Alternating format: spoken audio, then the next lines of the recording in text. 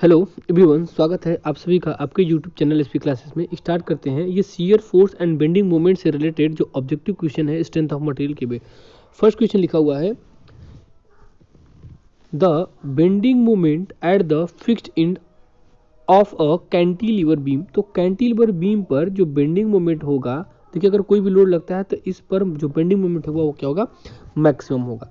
Okay, second question है कि the bending moment of the diagram for the cantilever beam point load at the free and will be. तो देखिए जब cantilever beam पर free end पर W load Newton लगेगा तो इसका जो बेंडिंग मोमेंट डायग्राम है वो कैसा बनेगा, ट्रेंगल बनेगा। और मैक्सिमम कहाँ होगा, फिक्स्ड एंड पर। तो ऑप्शन नंबर बी क्या होगा, करेक्ट आंसर होगा अ triangle with max height under fixed and. Okay, next question है, थर्ड क्वेश्चन है, for a simply supported beam load with point load for the bending moment. देखिए जो bending moment अगर है किसी भी सिंपली सपोर्टेड बीम के लिए, तो अगर मिड लोड लग रहा है तो इसका जो बेंडिंग मोमेंट होगा वो कैसे बनेगा, ट्रेंगल शेप का बनेगा। तो ऑप्शन नंबर ए अ ट्रेंगल हो जाएगा। Okay, question number 4। Question number 4 है, for a simply supported beam span L है। तो इसकी जो दूरी है ए से बी की दूरी एग्जाम्पल है ये एल है। इस पर पॉइंट लोड इसके सेंटर पर लग रहा है। तो पॉइंट लोड सेंटर पर लगेगा तो मैक्सिमम बेंडिंग मोमेंट क्या होगा, डब्ल्यू एल बाई 4। और अगर ये यूडीएल लोड होता है तो क्या होता है, W L square upon 8। Okay, अच्छा देखिए नेक्स्ट क्वेश्चन वही पूछा जो अभी आपको बताया है कि अगर कोई सिंपली सपोर्टेड बीम है जिस पर यूडीएल लोड लग रहा है तो मैक्सिमम बेंडिंग मोमेंट क्या होगा, W L square upon 8। Option number B is correct answer. Okay, next question है कि 6 at the point of कॉन्ट्राफ्लेक्शन।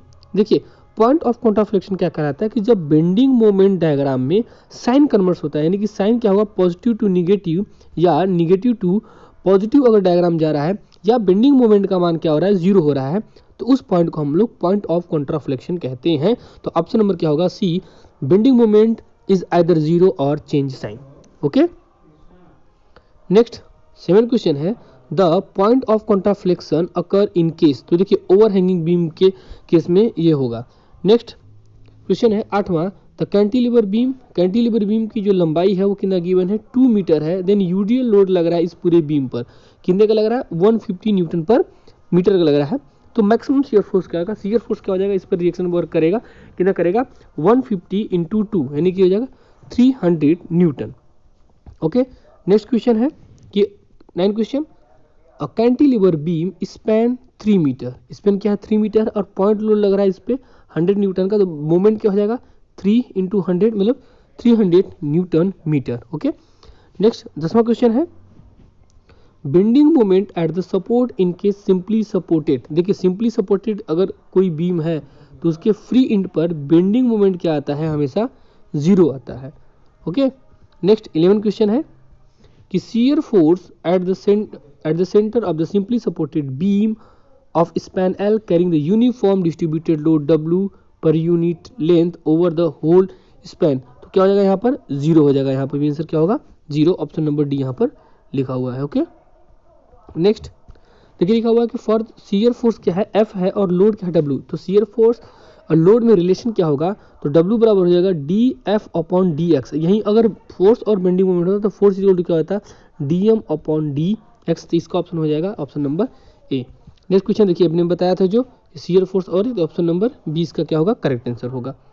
Okay, question number 14 क्या है कि the bending moment diagram of the cantilever beam over UDL जो है over the whole span. तो इस पे लगेगा अगर, तो इस प्रकार के यूडीएल लोड के लिए जो बेंडिंग मोमेंट बनता है वो क्या बनता है, हमेशा पैराबोला बनेगा। Option number C is correct answer. 15 क्वेश्चन, the rate of change of bending moment. देखिए बेंडिंग मोमेंट जब चेंज होगा तो क्या हो जाएगा, rate of change of bending moment क्या होता है, डी एक्स क्या होता है, force, shear force. Okay, next है 16 नंबर का क्वेश्चन है कि a simply supported beam carrying uniform distributed load, UDL load है अब the half span. Half span पे क्या लग रहा है, यूडीएल लोड लग रहा है लेफ्ट साइड पे।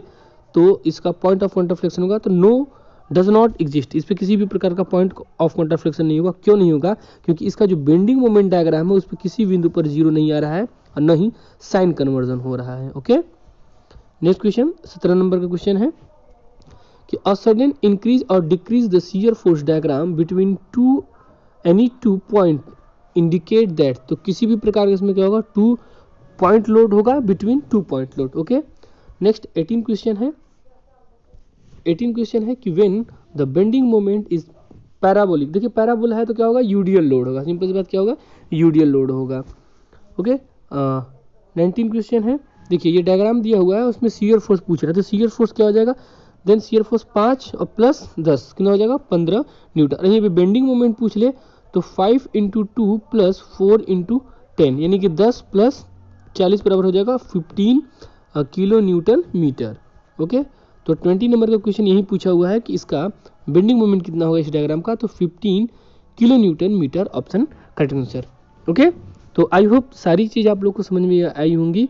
तो पॉइंट वाइज पॉइंट चीज़ों को समझते रहिए। Okay, thank you.